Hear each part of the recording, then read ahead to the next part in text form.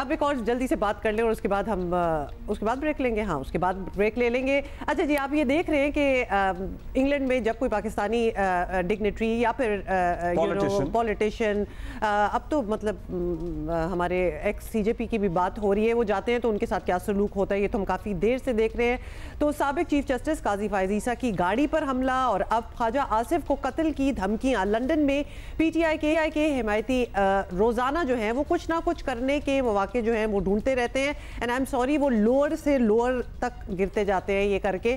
काजी फायज ईसा के मामले में हुकूमत पाकिस्तान दर्जनों अफराद के पासपोर्ट जो है वो ब्लॉक कर चुकी है और लंदन में पाकिस्तानी सफारत खाने की जानिब से इन अफराद को बाकायदा मुकदमे में भी नामजद किया जा चुका है और इशारे मिल रहे हैं कि इस बार ऐसे अफराद को कानूनी कार्रवाइयों का सामना करना पड़ सकता है। वैसे काफ़ी टाइम आप लोगों ने लगा लिया ये करते हुए। आई एम सॉरी टू से, मतलब ये बहुत पहले हो जाना चाहिए था। अभी भी पता नहीं कुछ होगा कि नहीं। चाकू मारने की धमकी अब संजीदा मामला हो गया। इस हवाले से ख्वाजा आसिफ ने लंदन में पाकिस्तानी हाई कमीशन में पुलिस को ट्रेन वाक़े की रिपोर्ट दर्ज कराई है। मुस्लिम लीग नून के सरबराह नवाज शरीफ ने भी इस मामले पर रद्द अमल दिया। कहते हैं इन लोगों को सिवाय एहतजाज के कुछ नहीं आता, ये उनके मुकद्दर में लिख दिया गया है। अभी हम आपको बता देते हैं कि क्या कहना था एंड ऑल दैट। लेकिन ख्वाजा आसिफ या फिर हमारे सारे politicians in London trains and underground, मतलब ये दुनिया ही और है। सोच सकते हैं कि वो पब्लिक ट्रांसपोर्ट में हमारे पॉलिटिशियंस ट्रैवल कर रहे हो पाकिस्तान में। अच्छा, आप सुने ख्वाजा साहब के साथ जो यहाँ उनका जिस तरीके से सलूक किया गया, उनके नसीब में लिखा हुआ है, ये नसीब में लिखा हुआ है कि आपने लोगों के कारों के पीछे ही भागना है। अगर कोई अपना जो है ना वो और कोई काम नहीं, बस गाड़ियों का ताकुब करना है, नारे लगाने हैं, एक जगह खड़े होके मुर्दाबाद फला, तुम्हें मैं ये देख लूंगा वो कर दूंगा, बस ये नारे आपने लगा। ट्रेनिंग ही यही है, ग्रूमिंग ही यही है, उनके नसीब में ये लिखा हुआ है। अल्लाह ताला के फजल व करम से हमारे नसीब में पाकिस्तानी कौम की खिदमत का एक फरीजा लिखा हुआ है। ब्यूरो चीफ जियो न्यूज़ लंदन मुर्तज़ा अली शाह से हमने सवाल पूछा कि पाकिस्तान कार्रवाइयों की कोशिश कर रहा है, काजी फायज ईसा साहब पर हमले भी हुए, मतलब बाज़ लोग कहते हैं वो तो एहतजाज था, लेकिन जब आप किसी की गाड़ी पे मुक्के मारेंगे, ठुड्डे मारेंगे, दरवाज़ा खोलने की कोशिश करेंगे, अगर खुल जाता तो आप जाहिर है फिजिकल होते, तो ये शीशा और दरवाजा बीच में था ना, वरना वो मुक्के कहाँ डायरेक्ट थे। उसका क्या कुछ हो चुका है सबसे पहले उस वाक़े का, तो मुर्तज़ा ने हमें बताया है।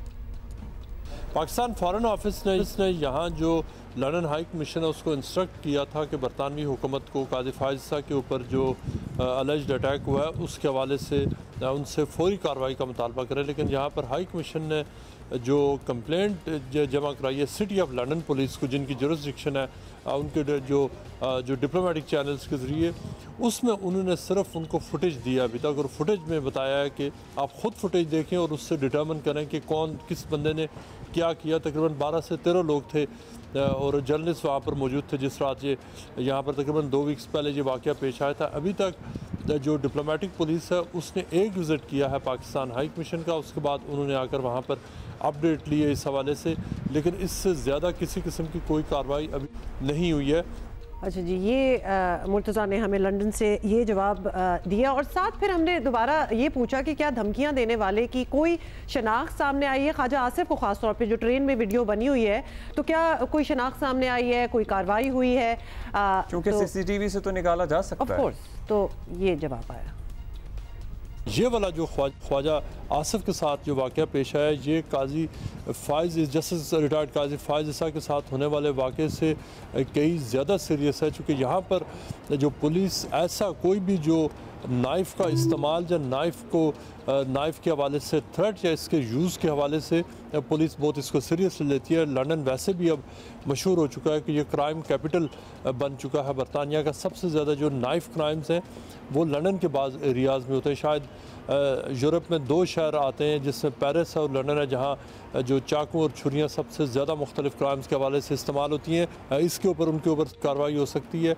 पाकिस्तान हाई कमीशन को अगेन जो डिफेंस मिनिस्ट्री है उन्होंने उनसे रिक्वेस्ट की है कि वो बरतानवी हुकूमत को ये वीडियो प्रोड्यूस करें और इस हवाले से लोगों को आइडेंटिफाई करें। पुलिस कहती है कि हम ओवर स्ट्रेच्ड हैं, हमारे पास रिसोर्सेज कम हैं, और ये कि जो पिछली हुकूमत ने हमारे इतने कट्स कर दिए हैं कि अब हमारे पास ऐसा कोई भी जो क्राइम है कि जिसमें एक्चुअल जो बॉडीली हार्म ना होया हुआ वो उसको पुलिस का डिसीजन यही होता है कि उसको बंद ही कर दिया जाए।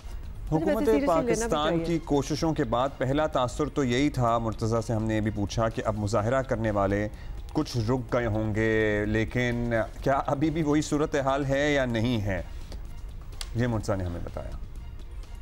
यहाँ पर जो पीटीआई के हवाले से जो मुजाहिरीन है वो दो तरह के ग्रुप्स हैं। एक पीटीआई की जो ऑफिशियल बॉडी है वो उस वक्त प्रोटेस्ट करती है जब वो पाकिस्तानी जो पीटीआई है उसके साथ कोऑर्डिनेट करके करती है, वो मेन पीटीआई वहाँ पर जो है। लेकिन जो अक्सर जो स्ट्रीट्स के ऊपर जो लड़ाइयाँ करने वाला ग्रुप है उसका पीटीआई की ऑफिशियल तंजीम से ताल्लुक़ नहीं है।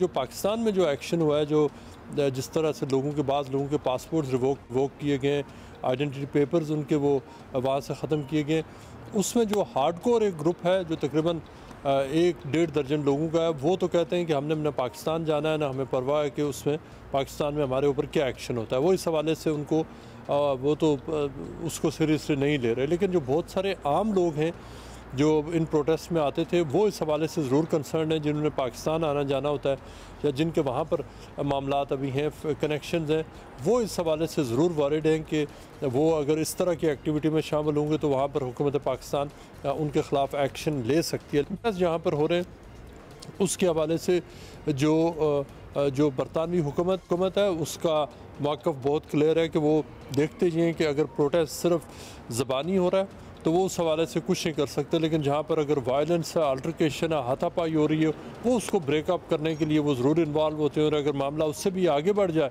तो फिर पुलिस जो अपना अरेस्ट का जो राइट रिजर्व रखती है। लेट्स सी क्या होता है अब इस केस में। थैंक यू मुर्तज़ा ने हमें कुछ देर पहले ये अपडेट्स दी थी। और जो चाकू मारने की धमकी है, क्लियरली वो शख्स नज़र आ रहा है कि यहाँ अगवा कर लेते हैं, चाकू भी मार देते हैं, and all that. Murtaza is right, मतलब ये वाली तो this should be taken seriously anyway. It was a family who was doing it, it was a family who was doing it, a family of 4-5, मतलब कि अब्बू अम्मी बच्चे सारे, हाँ सारे।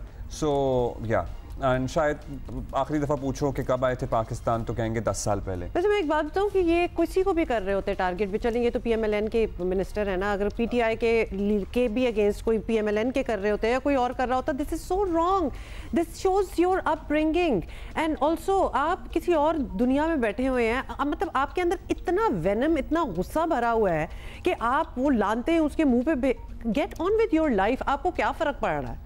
But I'm sorry to say, but you're not directly affected by anything that is happening in Pakistan. You chose to live abroad. But when was the last time one of these young guys जो कि फिर रहे होते हैं ये आए थे Pakistan? And ये हम disclaimer इधर दे दें, either side कोई भी किसी को सुनाए, it's not just कि यहाँ तो obviously एक सीन था ना, तो you might say कि इन्हीं को क्रिटिसाइज किया जा रहा है। नहीं, obviously इन्हीं को क्रिटिसाइज किया जाना चाहिए because ये पहल करते